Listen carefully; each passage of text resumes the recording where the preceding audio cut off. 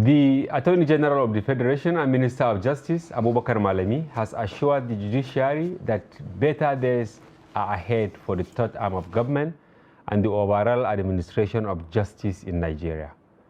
This was stated by Umar Gwandu, the Special Assistant on Media and Public Relations to the Attorney General and Minister of Justice, in a statement issued to newsmen in Abuja.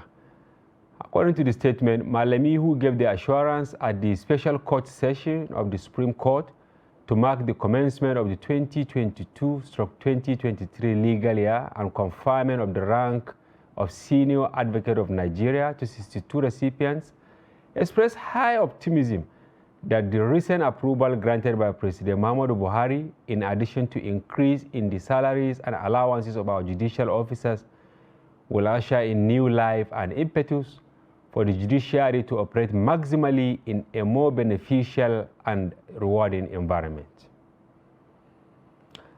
Elsewhere, the Independent National Electoral Commission office in Easy local government area, Ebonyi State, was on Sunday set ablaze by some unidentified persons. This was disclosed in a statement signed by the National Commissioner and Chairman, Information and Voter Education Committee, Festus Okoye, on Sunday. This is the third attack on local government INEC offices within the space of 3 weeks, following attacks in Ogun and Osun states, respectively. The incident, which occurred late in the morning, left the main building and all the movable and non-movable items inside it burnt. According to the statement, the burnt items include 340 ballot boxes, 130 voting cubicles, 14 electric power generators, large water storage tanks, assorted office furniture and fixtures, and yet to be determined quantities of permanent voters' cards.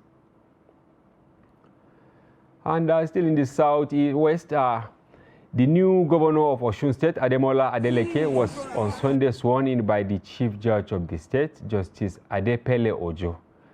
The inauguration, which was held at the Osogbo City Stadium, was attended by members and leaders of People's Democratic Party and other dignitaries. Speaking after his swearing in, Adeleke said he is well aware of the expectations from the residents in the state, and he will be a servant to all. The governor added that his reforms will cut across and that his administration will be labor-friendly.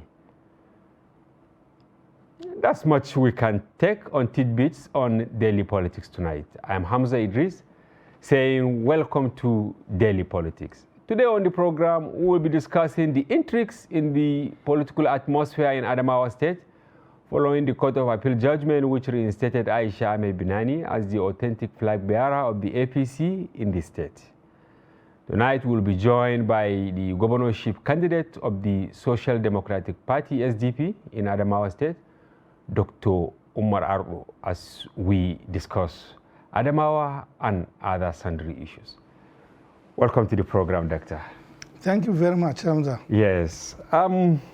I saw on the papers before you start, yes, you are receiving an award.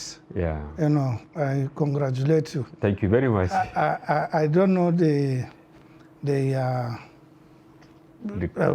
media house? Or yeah, well, it's the editor of there. Editor of the year. Yeah, the editor of there. Wow, that's great. Yes. For the whole country. The whole Nigeria, Doctor. Congratulations. It came as a big surprise. Oh, congratulations. Yes. Actually, we had many nominations, Daily Trust as newspaper of there, but we came second, and then editor of there.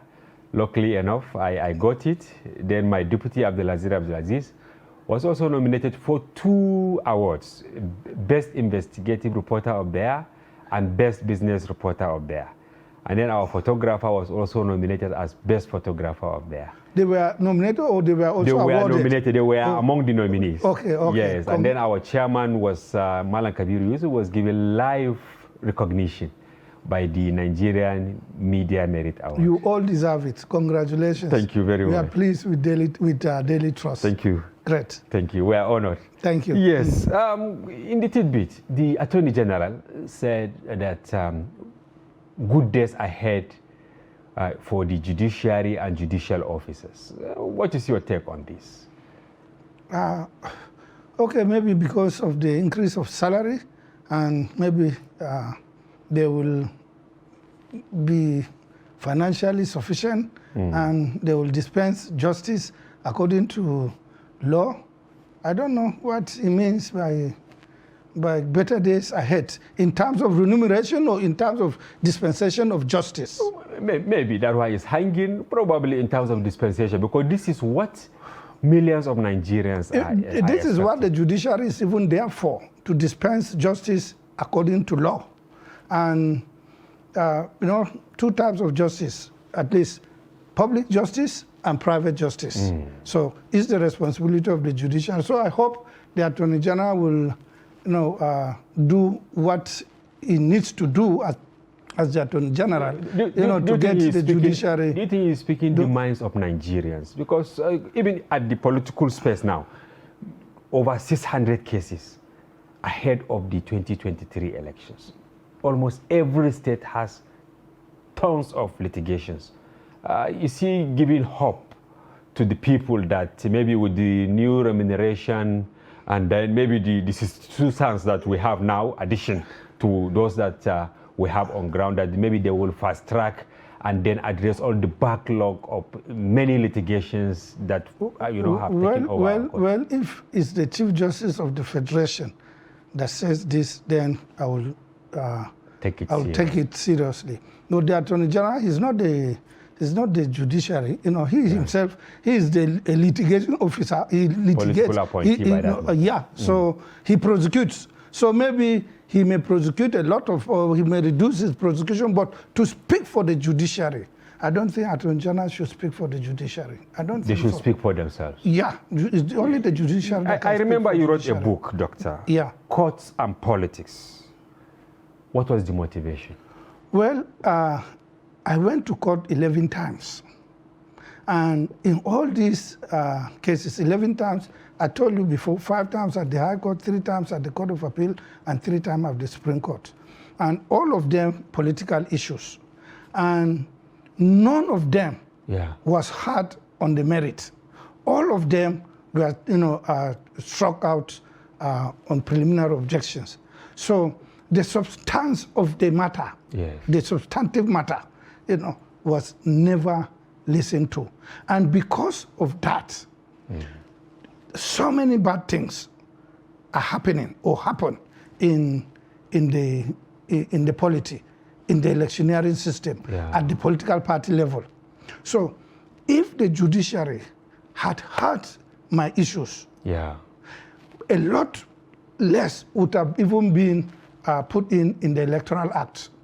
A whole lot, because the central problem is non-internal democracy among political parties. Which is still haunting almost all They the don't parties. practice internal democracy in the political parties at all. And until you practice internal democracy, there is no way that there will be peace in party politics in the country.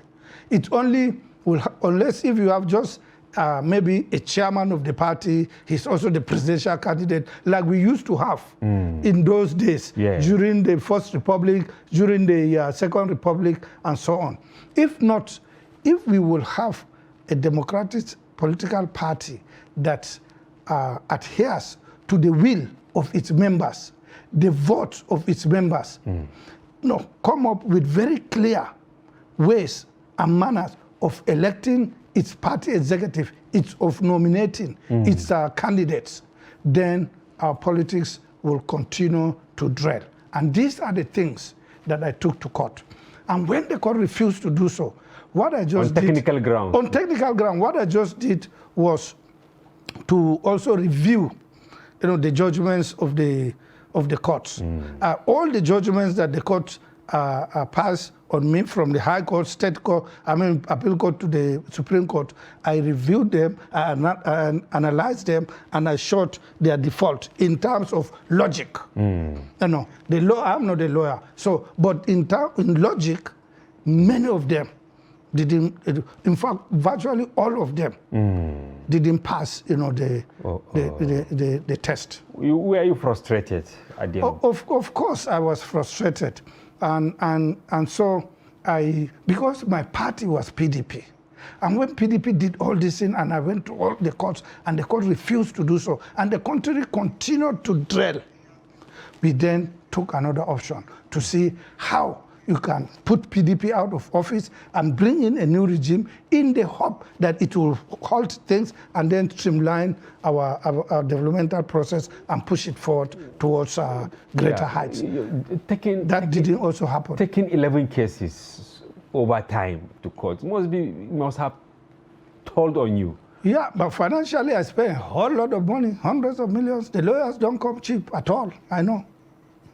Okay, so have you changed your perception about the Nigerian justice system following the, the court cases you passed through? Not much. And I think I said this thing the other time on this, maybe on this platform. Yeah. And I took the case of the party national chairman, PDP party national chairman, Mr. Uche Secondus, who was removed, clearly unconstitutionally by the party. Yeah. And it was done by some big power players in the party for their own selfish ends. So it would certainly derail the PDP and the transition program. Yeah. So the Secondus went to court, and the court did not listen to him.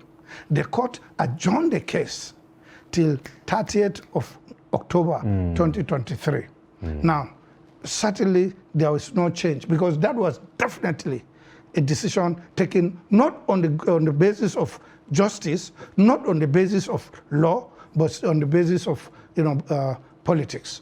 Yes, I wish this is our main topic, but I am compelled to play the devil's advocate of sort, because most judges, they don't really appear in public like this forum to come and defend themselves. But whoever we bring, you see them saying that they have lost confidence in the judiciary because they don't talk. But don't you think that you politicians are the ones complicating the problems of the judicial system? No, not at all.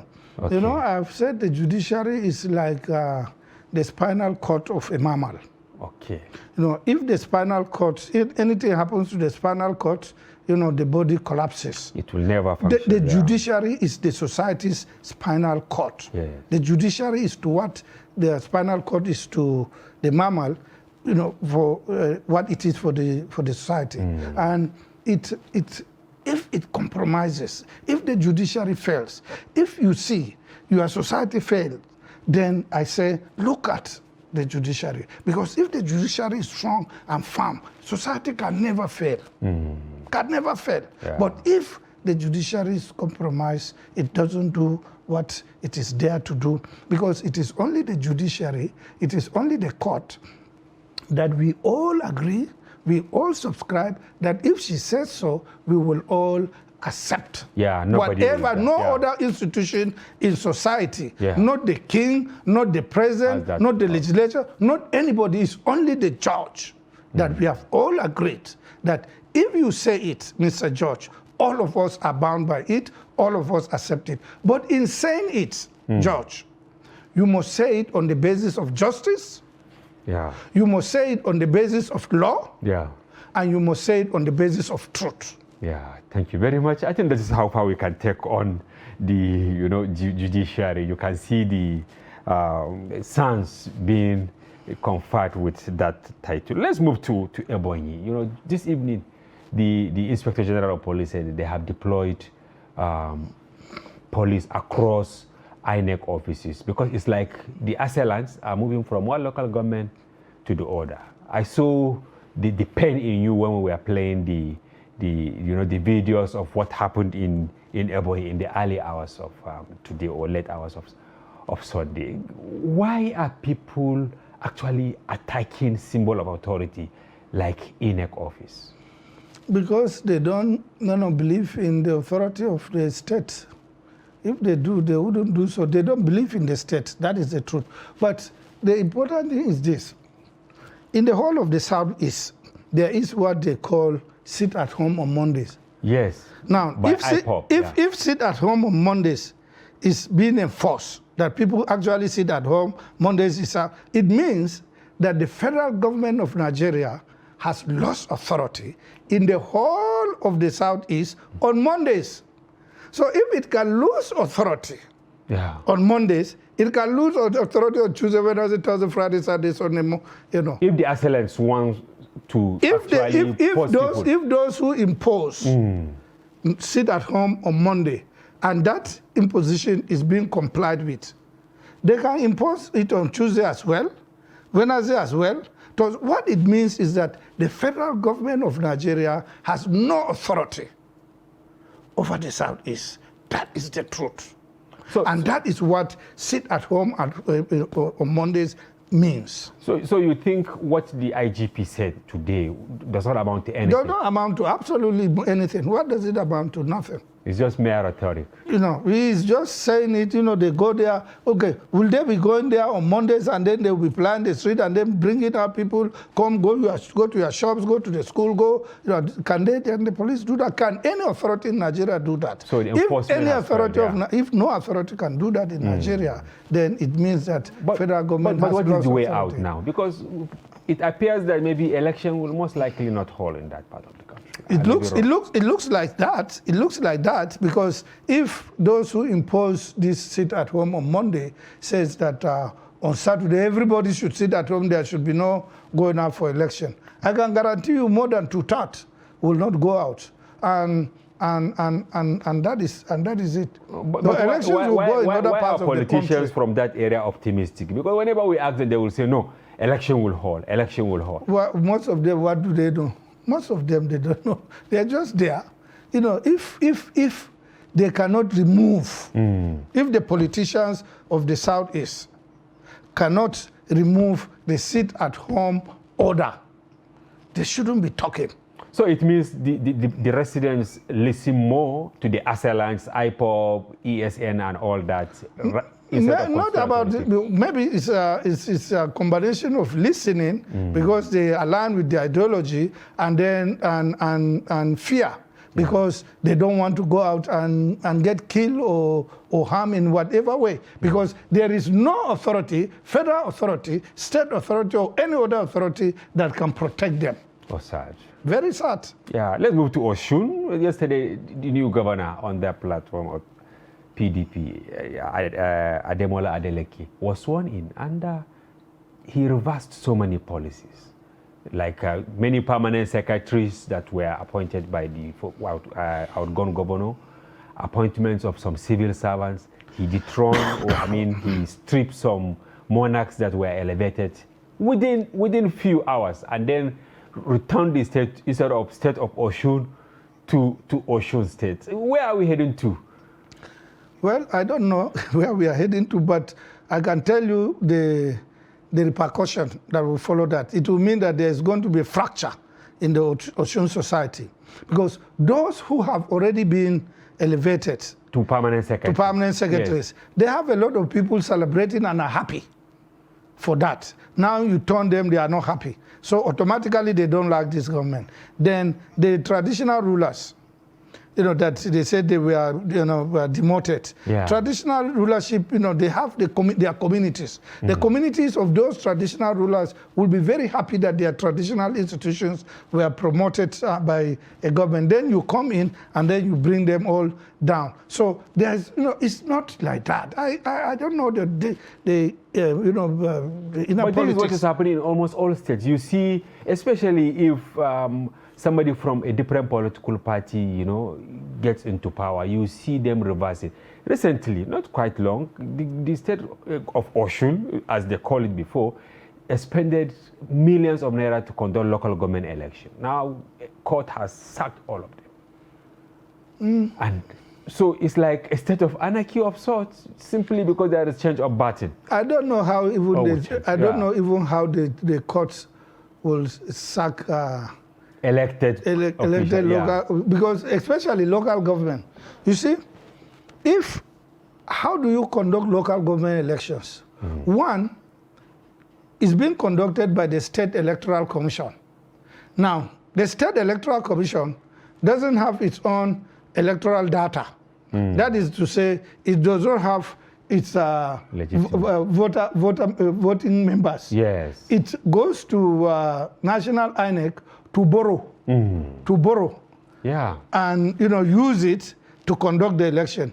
Now that National INEC has gone electronic, so are they going to borrow the beavers machines? Now, do they have a ballot paper with a ballot box and so on? So it's, the cubicles and all that.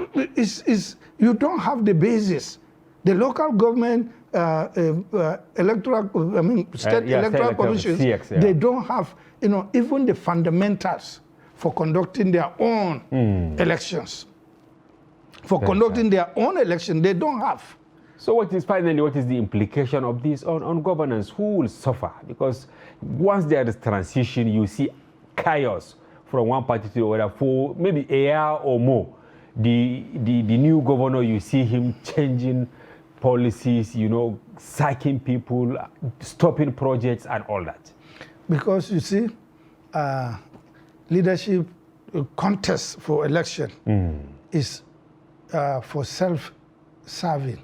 Yeah. They are for self-service. They are not selfless. Okay. If you do things selflessly, hardly people will come and upturn it because you have no benefit in it whatsoever. You're doing it selflessly for the sake of society. Yeah. So when you see leadership, all new leadership changing what old leaderships have done, is because those old leaderships, they have done things to self-serve themselves. Yeah. And it is apparent that somebody will come and remove it.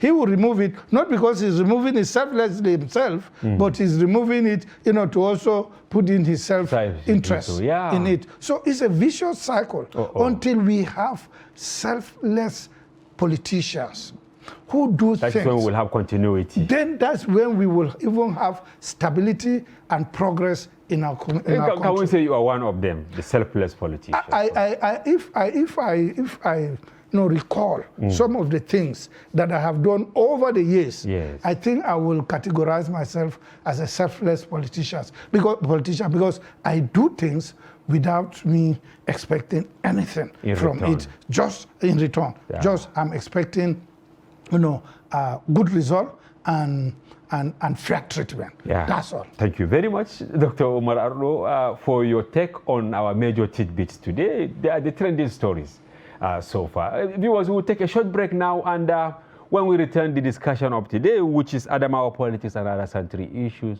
commences. Don't go away.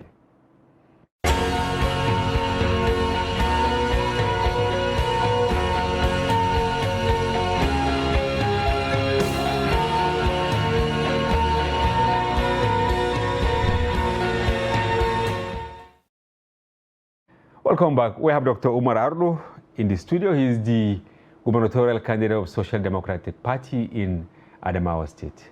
Welcome back. Thank you. Yes, Doctor. It appears the courts have cleared the course for Governor Fintiri of PDP and Aisha Binani of APC. You as candidate of Social Democratic Party, where do you belong now? What do you mean, where do I belong? Yes, I belong to the SDP. I've been there long before these guys went to court themselves. So it's not that I predicted my contest of somebody winning or losing a court case. No. Well, people, were thinking that when there is APC, there is PDP, people should not even talk about SDP. Well, I don't know people who will say this because it's only the non-discerning that will speak like that. Okay.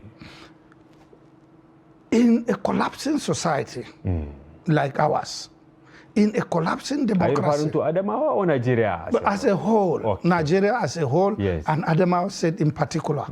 In a collapsing society like ours, those who play the roles in this society, governing the society, leading it to the collapse, are the ones that are at disadvantage. Because they have nothing to say. All those that you people think that they are not strong enough, all they need to say is just to point out, bring out the ills of the society, the problems of the people. And the people know that, and then squarely put the blame on those who did it. And in this case, in this particular case, parties and politics, PDP and APC. Yes. They are the only two political parties that held sway in this country since 1999. Yes. So if PDP and APC had held this country well, the country would not have collapsed. So if we agree that Nigeria has collapsed, then we have to blame PDP and APC. And that is what you take to the public. And that is what you are doing. And that is what we have done in Adamawa, and Adamawa has persuaded on it, completely persuaded. Yeah, I agree. The courts, PDP is certain to come to go to the ballot to contest the election. Are you satisfied with the verdict of the Supreme Court? Yes. I have no problem with it whatsoever. In fact, I even said it that it's likely, and that I would really, maybe to some extent, I want that to happen for strategy. Why? You know, of course, you know, there are a lot of things that you don't say on There phone. is a sitting governor there. There is a sitting governor. But I have just told you, when you are dealing with a collapsing society, those who hold sway are at disadvantage. A sitting governor is the #1 sitting dog.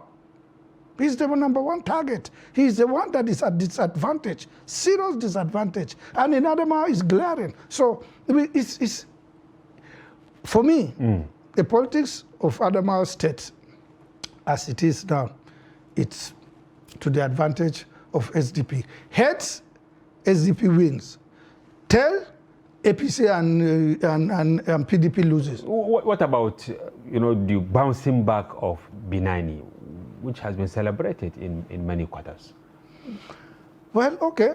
No. But there is no prejudice now. No, absolutely. Absolutely. Yeah. You know, I think with what the Court of Appeal has done, of course, Binani is back.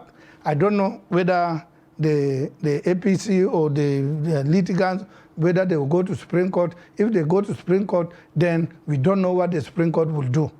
But if they don't go to Supreme Court, they agree among themselves. So, APC brings Binani as the governorship candidate of Adamawa State.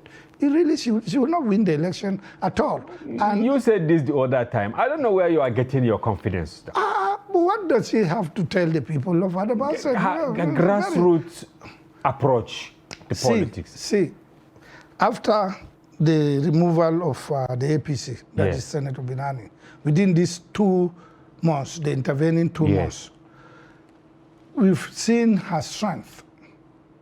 And that strength it has been basically neutralized. How? If you I don't know, your paper or your television, you have reported, you've covered it, so you have seen the turnout in Adamawa. You have seen it was rented crowd, or it's not true? Where would I get the money to rent crowd? It's people have just given it. Everybody should come. And I facilitated those who can come and so on. And they turn out. They could not. It's the largest turnout that a governorship candidate, flag bearer, has ever done in that state. It's the largest. Not even the sitting governor. In fact, it bludgeoned the sitting governor to frighten him to go to do his flag off in a small local government in Shellen.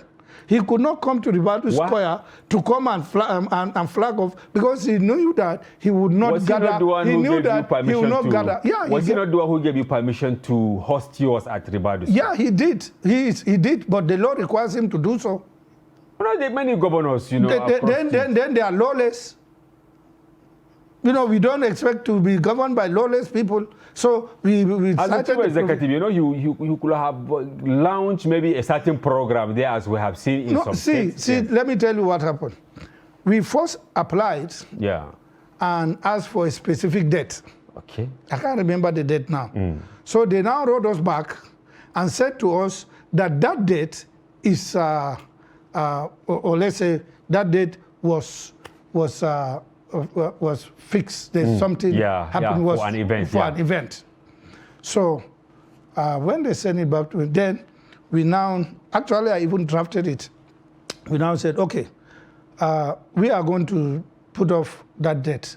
But if you can give us this date, or this date. Okay, you put like 3 options. Yes, or any other date. with, Monday to or any other day next week. Yes. With the exception of Fridays and Sundays. So naturally, they will not tell us that these days they don't exist because someday must exist. And so he will have given you a day that will come after the election. No, he cannot now. They can't do that. Okay. The law is very clear. The Electoral Act 2022 has done a lot of good, It was flaunted. Yeah, I know they do. I know they do. But you can always shout about it, or you go to court on it, and so on. And so it is politically unwise for an enforcer of law, the executive. What's the meaning of executive? To execute the law. Now you are now trailing the law. You are now prohibiting the execution of the law. You are committed, even an impeachable offense. So he allowed you to. So he allowed us, and we had a large, and successful gathering, and everybody was shocked in the state, and I was not, because I knew it long before it happened. And in fact, if not because of the disappointment we suffered from we hired 70 vehicles. This 17-seater Adamawa Sunshine. Okay. 70. Belonging to the state government. Yeah, but it's the only place that you can have 70 of these. So we discussed with them, we hired it, we paid full, and so in the morning, 6:30, they should be available, to start picking people who will be coming out in various spots across the three major metropolitan local governments. Yola North, Yola South, Gire, and Fufore. So up to 8:30, 9:30, 10:30. In the morning. In the morning. Of the day of the day of the program. Yes. And our program was supposed to start by 11 o'clock, before they came. Now, I thought maybe there was a sabotage, or maybe there is organizational failure or whatever, with that. But even at that, you can see how Ribadu Square, was Yes, I have a question here, Doctor. Because you now said on getting the buses, there were issues. But on getting access to Ribadu Square, there was no problem. I covered Adamawa many years ago. I know how tough it is to have access to Ribadu Square, especially by opposition parties. We are the first opposition in the history of the state to be given Ribadu Square. Why? Well, because we cannot stand them not obeying the law now. Then maybe I find it difficult to reconcile, because there are allegations that you have a certain arrangement with Sundry. Me? Yes, that maybe at the end of the day you will back out and support him. Me? But whosoever speaks that, it's not true. Obviously he doesn't know me. He doesn't know the politics. He doesn't know the dynamics. He doesn't know. They establish a nexus between the getting access to the Ribadu Square and many other issues that you got advantage. Well, I don't know. People, make stories in every story. Maybe to demarcate you or something. Whatever they want to do, they can't demarcate me. Adamawa people are persuaded, in my politics. They are. Sure. I assure you. Of course, I can guarantee you that. But you said you were able to take a large percentage of Binani's followership. What magic did you do? You give them money? No, I just happened to identify who they are, and then contacted them, and then said the right words, and then did the right thing, and they become persuaded, and they followed, and they are with me. And when the Court of Appeal judgment was passed, many went to the radio station and said that, look, we beat Binani, we've left her during this intervening period, and we are going to stand where we are, with the SDP. Many went to the radio stations. Some of them did not make a U-turn after to go back to her. Because maybe about maybe a few, very few, 1, 2, 3, but the substantial majority, they are with us. And I can assure you, once we go to the field, and we are in the field now, a lot of things will change. A whole lot of things will change in the state. Because there were insinuations that she will ultimately not get it at the appeal court because of some intervening variables, forces from Abuja, forces from Lagos who want ex-chairman of EFCC. So they said, okay, it's better to now, pitch their tent with you. And then suddenly the appeal court favored her. Yeah, let's wait and see what happens at the Supreme Court. But as it is now, yes, I can assure you more than 90% of the anti-Binani group in Adamawa State, and they are in large numbers.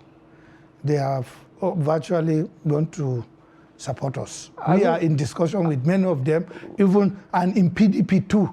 With the Supreme Court judgment, a lot of PDP people, a lot, or members of the party, executive of the party, coordinators of the party, of the governor, and so many of them in all parts of the state, they are meeting, with our campaign organization and fusing to join the SDP. SDP will win this election by God's will in that state. We had an interview with the secretary of APC in Adamawa, and he assured us that the likelihood is that Ribadu or any other person will not go to Supreme Court, meaning Binani will be on the ballot. Oh, if Binani is on the ballot, it's okay. SDP, we have won this election. So you would rather have her than any other person on the ballot? No, I don't care who is there. I really don't care who's there. It is APC and PDP. It's APC and PDP. We are not looking at even the candidates. We are looking at the political parties. The ideologies of the political parties, what the political parties did to this country, in the years past and presently. These are the ones that we are looking at. People are still saying your party is somehow new because SDP is not new. SDP predates PDP and APC. The point I'm trying to make, the biggest percentage of voters now, the young people, they don't know 1993 when Baba Gana Kingibe, who is from the Northeast, was the vice presidential candidate to Abiola under SDP. These are new. They are the millennials. They only know APC, PDP. I know. So what are you telling them? I know. They only know APC and PDP. Yes. And they also know their sufferings. They know what they suffer. They know how they struggle to go to school. They know how they struggle to get to job. They know how to struggle to get something in their pockets. They know the high cost of living. They know the low level of earning. They know the suffering. And so who did it to them? APC and PDP that they know. So we are telling them that, look, there is an alternative, a better alternative from these pillages. But you see, Fintiri has taken a woman as his running mate. Binani has taken a man as her running mate. You took Sundry, right? Yeah. As your running mate. Don't you think this demography, I mean... Let me tell you, okay, this is where I even have the highest advantage. Oh, yes. Now, by picking a man. Now, listen to this one logic. There is a large number of people, especially the Muslim folks, who do not agree to woman leadership. Okay.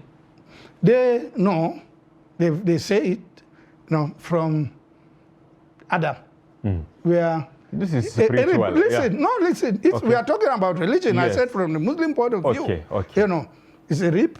Then no prophet that ever... We don't... In Islam, there is no concept of prophetess. Because they've been known. And from the Holy Prophet, to his 4 caliphs, to the Umayyads, to the Abbasids, to the Ottomans, down to the Sultan of Sokoto today, there has never been one, a woman in the caliphs, in the Muslim, dominated, in Muslim governance. Community, in Muslim governance, not one. So now, this is there. So this has written Binani? This is there. Of course it's there. But look at the turnout of please. women. Oh, please. Okay. Oh, please. Okay. Listen there. If you are talking about turnout of women, there are more women in my flag off than there are men. So, and this is a story that I will give you. So then it's there. Then, now, the Governor Fintiri, he went and picked a woman as his running mate. very, very uncalculating. Because what he did is just, indirect. If the Muslim folks wouldn't want Binani as a female, as direct as a governorship candidate, why should they vote Fintiri with a woman as a deputy governor, knowing that Fintiri has no control over his life or over his affairs? Anything can happen. And if anything happens, then what you run away from, Binani, will now happen in Fintiri. So they've now knocked themselves out on this. Then me, I went for a man, and then I brought in my Director General as a woman, a former commissioner in the state, Commissioner for Women Affairs, then a very strong, member of the Christian community, and she is just wonderful. So what are we talking about? We have satisfied the gender aspirations of women by bringing a DG and avoided the implication of these issues that I have said. So we are at the top of the situation. So women have no hope of becoming governor in northern Nigeria, and specifically in Adamawa. No, I'm not saying so. I'm saying that they don't have much hope within, the Muslim community on the basis of the arguments that I raised. Okay. But that is purely within the Muslim community. So what percentage will you give them, assuming you win, women, of your government? 35, the affirmative? I'm going to do something during this campaign. Okay. That will change a lot of this perception that people have. You will see. I will not see it now. Chest. Yeah. But by the time it happens, with us, then you will. No, not now. I'm not talking about. I'm not talking about. Even Pauline Talent, the Minister of Women Affairs, they will all mobilize to Adamawa to go and campaign for Binani, because they realize that the men folk are actually aggressively against the women, using religion and other variables to actually demarcate female and then dominate them. You see, I have absolutely no problem with our women climbing the ladder of power, of wealth, and of influence. I don't have problem with that at all. But I want it to be done on the basis of knowledge and virtue. Okay. So if it's done that way, I have no problem. Is she not qualified on this ground? I don't know. Being a senator? I'm not discussing her. I don't want to discuss her. I don't want to personalize anything. I'm just, talking hypothetically. Yeah. That we should, we should look at these variables. But when you see of the yourself and other candidates beyond APC, beyond PDP, and all that, what percentage do you think you will get of the votes, and what percentage do you think Binani will have? I don't want to go into conjectures, but what I know, all I know, by God's will, I know I'm going to win this election, with large margin. I know that by God's will is going to happen. It's there for any discerning person, but most people are not discerning. But doctor, what makes you more qualified than No, I'm not. But what makes me more? Yes, for the coveted seat of the governor. Yes, what stands you out? What stands me out is that I have all these years been pointing out to the weaknesses of the existing establishment and those who run this establishment. I didn't participate in running the establishment, but I have always criticized and shown and shown the weaknesses. What critics turn out to be the worst? Please, I have shown the weaknesses and then also shown the alternatives.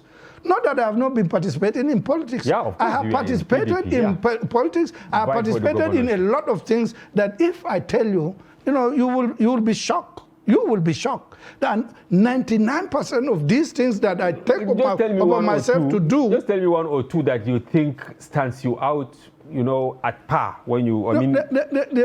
The ability to point out what the establishment is doing is wrong and having been proven right by the collapse of the system. Okay. If those who are there have been participating and doing these things, and that we've been saying it's wrong, it can't work, and they've been there and they've been doing it, and at the end of the day, it did not work, then I, that did not participate, that have been saying it is wrong, I am a better person. I am more qualified because I have perceived, I have seen, and I have pointed it out. That is it. Before PDP, many people thought you will be part of APC because of your closeness to President Muhammadu Buhari. What happened? No, I never was close, to President Muhammadu Buhari. I never was. But I have just what I just said. He has been consistent and persistent, in opposing and contesting. And so when those that he's been saying, yes, that you are not doing the right thing, you are not doing the right thing, and ultimately made the country, to collapse, then you will have to get a change. When the Boko Haram and insurgents took over the Northeast and took over my own state, Adamawa state, and been pillaging and doing all, so it was clear to me. The president came and declared, that was President Jonathan, then came and declared state of emergency in Borno, in this and that. And so things were not going well. So first and foremost, I am a nationalist. I believe in Nigeria. It's only this country that I have any interest of this country that is going to be compromised, I will not accept. So what role did you play? Talk less of a political party. Yeah. So when I saw the country drilling that, so I thought that it is expedient. In fact, we are duty bound to do what we can to salvage it. And that was when I shifted and then approached, President Buhari. Then, Candidate Buhari. Candidate. Or aspirant Buhari. No. In fact, at that time, he had already, if you can remember, on the 13th of April, 2011, when he closed his presidential campaign, and when he broke down and cried. He said if he lost the 2011 presidential election, he won't contest again. Remember? Then on the 13th of April. On the 16th, we went to the polls. On the 18th, Ataru Jega announced the results and declared Jonathan the winner. So that foreclosed, his politics, that at least in partisan contest. So when these issues, then there was spontaneous, crisis, political violence, and so on. So we have to stop it. How did you do that? Are you part of those who asked the president not to give up? Is that the role you played, or what happened? Let me put it this way. Yes. That the formation, the idea, the formation of the APC, and the president fought contest, was my construct. I entirely constructed it. You alone? I entirely constructed it, You are talking to the world. I'm telling the world, but it's the truth. When you have the truth, you don't fear the truth now. I constructed it, the formation of the APC. And President Buhari's fought contest. Then at what point did you lose contact with him? No, that is another matter. You will not discuss it? No. Did you regret, doing what you did? Myself? Yes, to now facilitate maybe the formation of the APC. No. I don't really need to talk on this, but I just told you what I have done, and I did it, with the best of intentions for the sake of the country, and in the hope that things will go well. Okay, now... Selflessly also. Okay, finally. Selflessly, without any expectations. So finally, what will you tell the Adamawa electorate in 30 seconds? Well, the Adamawa electorate should know who to believe. Will they believe me, who has been telling them all this for 14 years and struggling, putting in funds, putting in my fight, going to court, forming oppositions and all sort of things? Or will they believe those who have been there, pillaging the state, for years, on whom we've been saying, don't go there, don't go there, don't go there. So you believe in your candidacy? Of course, I believe in my candidacy. Thank you very much, Dr. Umar Arro, the gubernatorial candidate of Social Democratic Party in Adamawa State, for your well-thought ideas, which we hope will be sellable to the electorate. And thank you for coming to the program. Thank you. Viewers, that's the wrap of today's program. Hoping that you enjoy it and you will be with us tomorrow for another interesting edition. For now, thank you, and bye-bye, and Hamza Idris.